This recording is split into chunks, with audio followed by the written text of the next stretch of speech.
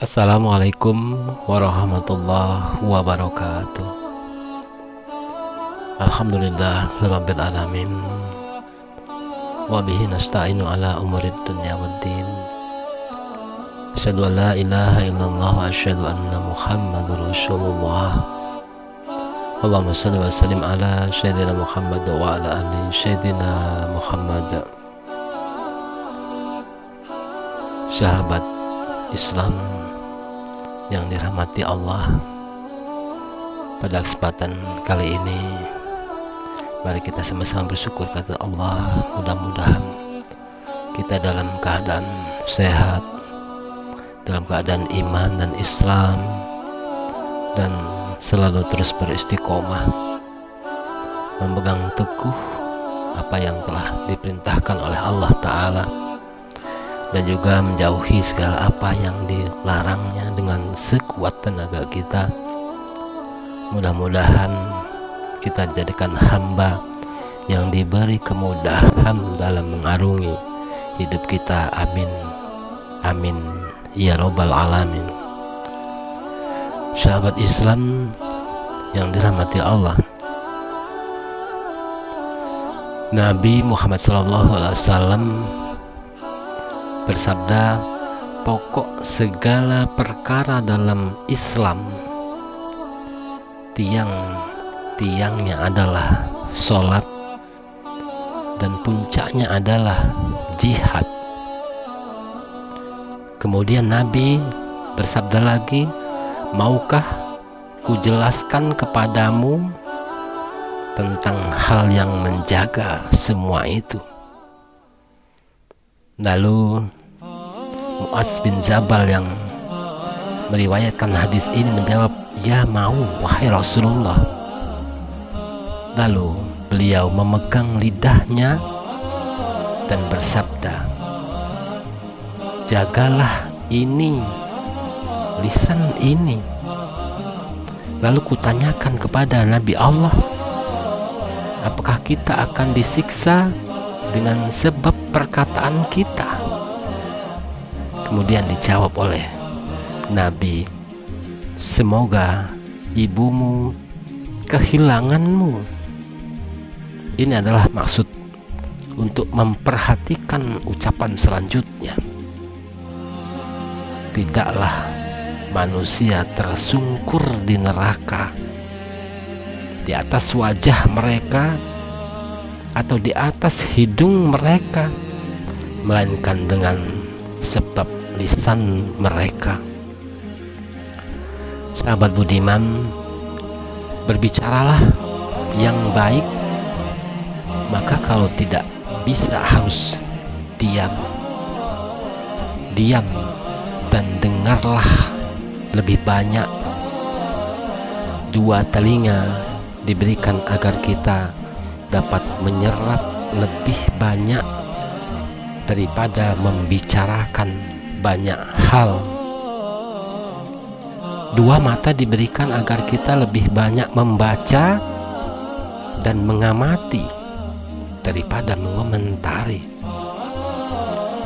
Dengarlah untuk memahami, bukan sekedar untuk menirukan atau mengkabarkan ulang, karena mengkabarkan ulang semua yang didengar adalah kedustaan.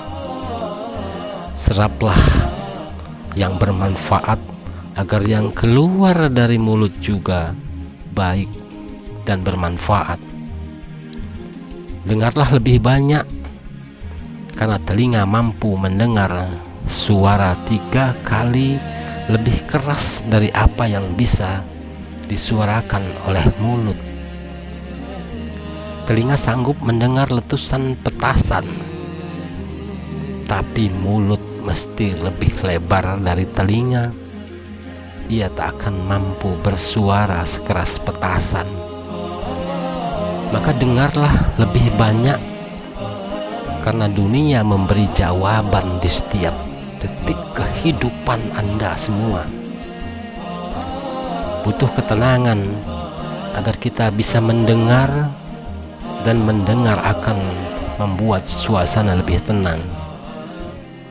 dengarlah lebih banyak, karena daun telinga tidak pernah menutup, tapi mulut atau lisan memang didesain untuk selalu bisa membuka dan menutup. Sahabat Islam yang budiman, perkataan merupakan nikmat dan pemberian dari Allah untuk manusia. Dalam surat Ar-Rahman, Ar-Rahmanu 'allamal Qur'an, khalaqal insan, 'allamahul bayan. Zat yang maha pemurah, yang telah mengajarkan Al-Quran. Dia menciptakan manusia, mengajarinya pandai bicara. Lalu kita pernahkah berpikir bahwa setiap manusia akan ditanya tentang apa yang telah dibicarakannya? Maka ucapan akan dimintai pertanggungjawaban, dan lisan termasuk nikmat Allah yang besar dan ciptaannya yang menakjubkan. Meskipun ia kecil ukurannya, namun besar ketaatannya atau kejahatannya. Sebab kekafiran dan keimanan tidak menjadi tampak kecuali dengan persaksian lisan.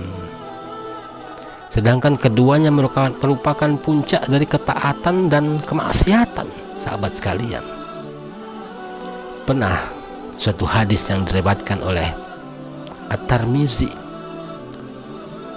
bahwa Ummu Aisyah pernah berkata kepada Rasulullah, "Wahai Rasulullah, sesungguhnya Sofiyah itu wanita yang begini." Karena Sofiyah ini adalah salah satu dari istri Nabi. Ummu Aisyah mengisyaratkan dengan tangannya, sepertinya yang ia maksud adalah Sofiyah itu wanita yang pendek. Maka Rasulullah bersabda, "Sungguh engkau telah mengucapkan kata yang seandainya engkau campurkan ia dengan air laut, niscaya air laut itu akan berubah. Maka seandainya dosa ghibah itu suatu yang busuk baunya, ia bisa merubah air laut menjadi sesuatu yang busuk baunya. Ini baru satu dosa. Lalu bagaimana jika ditambah dengan dosa-dosa yang lain? Sebab apa yang setiap dicakup oleh ilmu bisa diungkapkan dengan lisan, baik dengan cara yang hak maupun yang batil, padahal tidak ada suatu pun kecuali ilmu telah mencakupnya. Maka kekhususan ini tidak bisa dimiliki oleh semua anggota badan, karena mata hanya bisa sampai kepada selain warna dan gambar. Telinga tidak bisa sampai kepada selain suara. Tangan tidak bisa sampai kepada selain tubuh dan menyentuh. Begitu pula dengan semua anggota badan. Sedangkan lisan dapat menjelajahi semua medan yang tak tertentu dan terbatas. Maka dalam kebaikan ia memiliki tempat yang dijelajahi, dan di dalam keburukan ia juga memiliki ekor yang diseret. Tak ada sesuatu yang tampak maupun yang tidak tampak, sesuatu yang dihayalkan maupun yang sesuatu yang diketahui, kecuali lisan bisa mengucapkannya dengan kata-kata. Sahabat Islam yang budiman, keadaan terbalik kecuali hasil-hasil lisan, serta tidak akan selamat dari keburukan lisan kecuali orang yang mengekangnya dengan kekang syariat.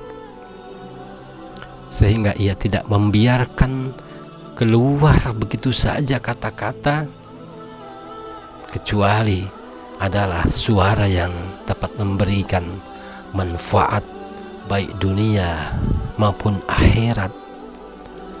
Maka anggota badan yang paling durhaka kepada manusia adalah lisan, karena tidak ada kelelahan dalam melakukannya, tidak perlu pertolongan dalam menggerakkannya.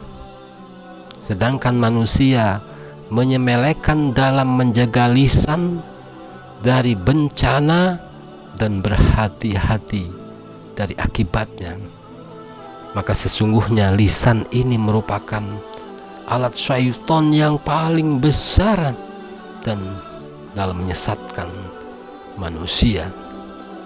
Di sini banyak bencana-bencana yang diakibatkan oleh lisan, bencana perkataan yang tidak bermanfaat, bencana berlebih-lebihan dalam pembicaraan, bencana tenggelam dalam membicarakan suatu hal yang batil, bencana perdebatan, bencana permusuhan, bencana menfasih-fasihkan pembicaraan dan membagus-baguskannya, serta hal-hal yang menjadi kebiasaan orang yang memfasih-fasihkan pembicaraan. Bencana perbuatan keji, mencela dengan perkataan kotor, bencana melaknat kepada hewan, benda mati atau manusia. Begitu pula bencana mengumandangkan lagu-lagu syahwat tentang lagu yang diharamkan dan dibolehkan, sehingga kami tidak perlu mengulanginya. Berapa banyak akibat dari lisan terjadi permusuhan yang besar, pembunuhan, penipuan, pengkhianatan. Itu adalah akibat dari ulah dari lisan kita. Maka sehingga ia akan berbicara dengan pembicaraan yang sesuai kepada masing-masing orang. Di sini ia berbicara lain, di depan orang lain ia berbicara lain lagi. Tentu ini adalah sebuah pengkhianatan dari yang namanya lisan. Maka Imam Nawawi berkata, semoga Allah merahmati seorang laki-laki yang jika bicara ia bisa mengambil manfaatnya, dan jika diam lalu ia selamat. Mudah-mudahan uraian yang singkat ini dapat kita ambil ibrah tentang lisan kita, bahwa sesuatu yang pernah kita ucapkan, janji-janji yang pernah kita sebutkan, merayu orang untuk membohongi, nanti sahabat sekalian akan dipintai pertanggungjawaban oleh Allah Subhanahu wa Ta'ala. Mari sahabat yang budiman, berhati-hatilah kita menggunakan lisan kita. Jangan sampai ya tergelincir kepada suatu kebohongan dan kedustaan. Mudah-mudahan kita semua selamat dengan lisan-lisan kita. Semua yang kita ucapkan dalam kontrol syariah, sehingga kita tetap mendapat ridho dan barokah dari Allah Subhanahu wa Ta'ala. Wabillahi taufiq wal hidayah. Assalamualaikum warahmatullahi wabarakatuh.